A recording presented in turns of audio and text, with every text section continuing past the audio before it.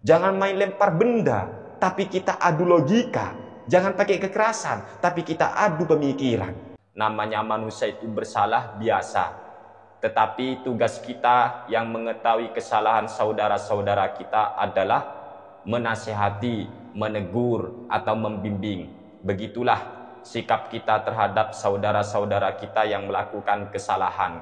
Dulu pernah kami membahas tentang kekeliruan Gus Fuad Pleret, dan kami beri judul video itu dengan Gus Fuad Pleret keliru soal azan subuh. Ini video sudah lama ya, yaitu 4 bulan yang lalu. Dan di sana kami jelaskan, kami paparkan melalui keterangan-keterangan para ulama, ahli hadis maupun ulama-ulama fikih, bahwa apa yang dinyatakan oleh Gus Fuad itu keliru. Silakan yang mau tahu, klik sendiri link yang ada di dalam deskripsi yang telah kami cantumkan. Dan sekarang yang akan kami bahas bukan soal kekeliruan Gus Fuad, akan tetapi sikap daripada Gus Fuad sendiri ketika beliau mengetahui sanggahan kami atau bantahan kami, kritikan kami terhadap beliau. Beliau ketika itu berkomentar, entah ini beliau sendiri atau adminnya, Allahu a'lam. Karena ketika saya cek channel itu, isinya memang banyak Gus Fuad ya. Nama channelnya Muhammad Fuad Riyadi. Beliau pada saat itu masuk di kolom komentar kami, kemudian menulis, mantap, terima kasih banyak atas koreksinya Gus. Jadi beliau ketika kami bantah, ketika kami luruskan dengan pernyataan para ulama, ternyata sikap beliau ini luar biasa teman-teman. Sebab sulit kita temukan orang-orang yang sudah terkenal atau terkenal pintar, entah kiai, entah habaib, entah tokoh, ketika mereka melakukan sebuah kekeliruan, lalu kemudian ditegur, dibantah oleh orang lain yang bukan siapa-siapa, mungkin menurut dia bukan siapa-siapa, dia itu tidak terima terkadang kan ya. Ya seperti halnya para sutat-sutat Wahabi, itu kan ketika dikritik, ketika diluruskan menggunakan kitab-kitab para ulama, mereka itu kayak tuli loh, gitu loh. Itu kalau sikap para sutat-sutat Wahabi. Banyak yang seperti itu, tidak minta maaf. Bahkan terkadang para sutat-sutat Wahabi itu atau channel-channel Wahabi, ketika sutat-sutat Wahabinya itu diluruskan oleh para YouTuber Aswaja, biasanya, dan ini sering sekali, video daripada YouTuber Aswaja itu diblokir, dilapor ke pihak YouTube. Hal ini berbeda sekali dengan sikap-sikap Kiai Nahdlatul Ulama atau tokoh-tokoh Nahdlatul Ulama sebagaimana Gus Fuad. Beliau ternyata ketika kami koreksi, ketika kami luruskan kekeliruan beliau, beliau malah mengatakan mantap, terima kasih banyak atas koreksinya Gus. Maka kami membalas, mohon maaf Gus kalau kami lancang mengoreksi jenengan, karena video jenengan muncul di beranda kami. Hal ini kami lakukan sekedar untuk saling menasihati dalam kebenaran Gus. Kasihan umatnya Nabi, takut ada yang belum tahu tentang kebenaran masalah ini Gus. Lalu beliau membalas lagi, ya sama-sama Gus. Beginilah sikap orang yang bijaksana teman-teman. Gus Fuad itu luar biasa. Dari komentar beliau ini bisa kami ambil pelajaran ya. Pertama, ketika beliau itu melakukan kesalahan dalam masalah opini atau dalam pemikiran, jangan main kekerasan untuk menegur beliau. Jangan pakai lempar barang, jangan ya. Kita adu argumen, kita adu logika, kita adu dalil, gitu deh. Ini pelajarannya. Jadi kalau untuk mau menegur Gus Fuad, kalau memang beliau keliru, itu kita harus menggunakan literatur atau referensi-referensi dalam kitab para ulama. Jangan pakai ada benda lalu kemudian mau dilempar atau mau memukul. Jangan, itu bukan kelasnya beliau. Toh ketika beliau itu memang benar-benar salah, benar-benar keliru, ketika kita luruskan ternyata beliau legowo. Beliau itu luar biasa sikapnya. Itulah sikap-sikap daripada Nahdlatul Ulama. Gentleman, kalau memang salah, mereka mengakui kesalahan. Bahkan mereka kadang minta maafnya langsung di media. Ya contoh beliau dulu Gus Baha hafizahullah taala wa ta'ala umroh, ketika masalah berjanji itu ya, itu kan beliau langsung minta maaf. Itu sifat-sifat dan sikap-sikap para ulama-ulama Nahdlatul Ulama, gentleman, kalau memang keliru langsung klarifikasi, mohon maaf. Beda dengan orang-orang atau sutat-sutat kaum Wahabi itu. Ketika keliru, wah, sulit kita temukan klarifikasinya. Kecuali memang didesak atau di demo baru ya. Baru mau minta maaf. Iki piye iki ya?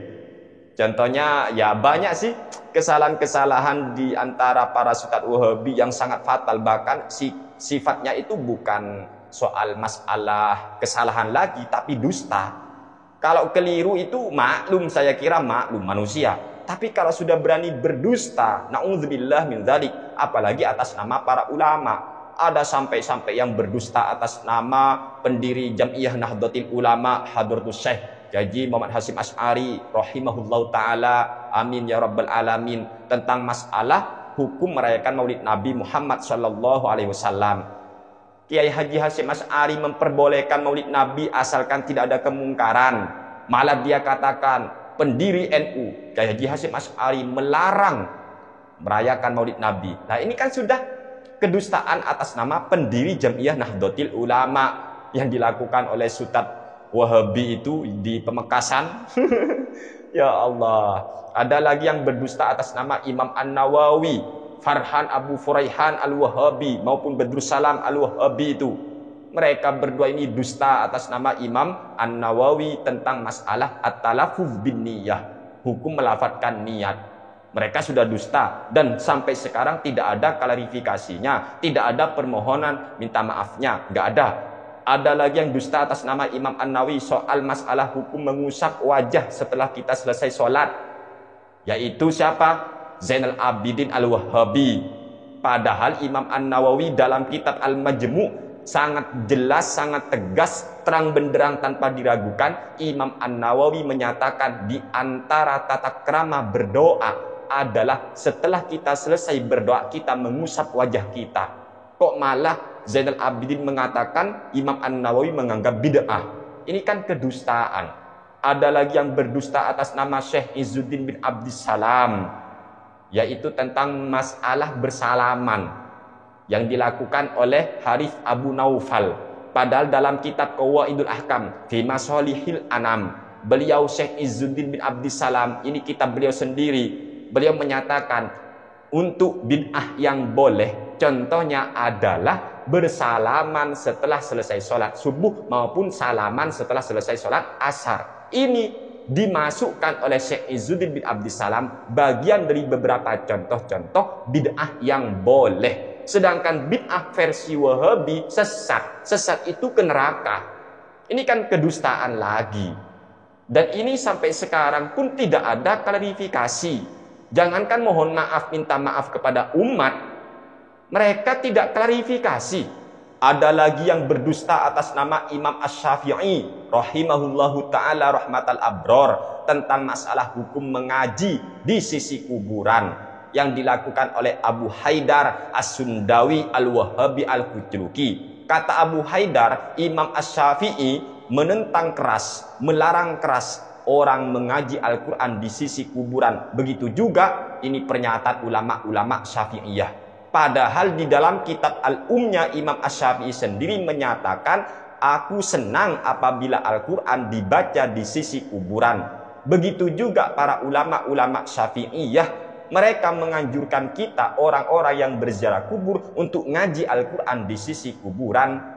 Maka heran ketika Abu Haidar As-Sundawi Al-Wahabi ini menyatakan Imam Asy-Syafi'i dan ulama Syafi'iyah menentang keras, melarang keras orang ngaji Al-Quran di sisi kuburan. Ini jelas kedustaan atas nama Imam Asy-Syafi'i dan atas nama ulama-ulama Syafi'iyah. Ada lagi di antara sutat Wahabi yang mana dirinya mengaku bagian daripada organisasi Muhammadiyah, padahal isi pikirannya persis seperti Wahabi. Dan memang dia selaku YouTuber tua, dia sering membela pernyataan-pernyataan sutat-sutat Wahabi. Dia berdusta atas nama Imam Asy-Syafi'i tentang masalah jumlah bilangan sholat tarawih. Kata YouTuber tua Wahabi ini, yang namanya sudah tidak asing lagi, yaitu Zulkarnain El-Maduri Al-Kaburi. Dia menyatakan Imam Asy-Syafi'i dalam kitab Al-Um menyatakan lebih senang sholat tarawih sebanyak 11 rakaat sak witirnya. Dan sholatnya Imam Asy-Syafi'i, sholat tarawih ini beda dengan ulama-ulama Syafi'iyah, kata Zulkarnain El-Kaburi. Padahal Imam Asy-Syafi'i di dalam kitab Al-Um sendiri sangat tegas, beliau menyatakan, dan saya lebih senang sholat qiyamul Ramadan, sholat tarawih dilakukan sebanyak 20 rakaat. Hal itu berdasarkan riwayat daripada Sayyidina Umar bin Al-Khattab, dan begitu juga di kota Mekah didirikan sholat tarawih atau qiyamul Ramadan sebanyak 20 rakaat, lalu mereka witir 3 rakaat. Ini kan berarti Zulkarnain El-Kaburi jelas berdusta atas nama Imam Asy-Syafi'i. Dan ini sampai sekarang tidak ada permohonan minta maaf dia kepada umat. Beda dengan sikap Gus Fuad. Beliau ini legowo ketika dikoreksi, legowo. Dan cara ngoreksinya, cara meluruskan Gus Fuad, jangan main kekerasan, ya. Jangan main kekerasan. Cukup kalau memang pemikiran, ya kita adu pemikiran. Kalau bicara opini, ya kita opini juga, gitu loh. Jangan pakai kekerasan, jangan main lempar benda, tapi kita adu logika. Jangan pakai kekerasan, tapi kita adu pemikiran. Semoga ini bermanfaat untuk kita semua. Amin ya rabbal alamin. Wassalamualaikum warahmatullahi wabarakatuh.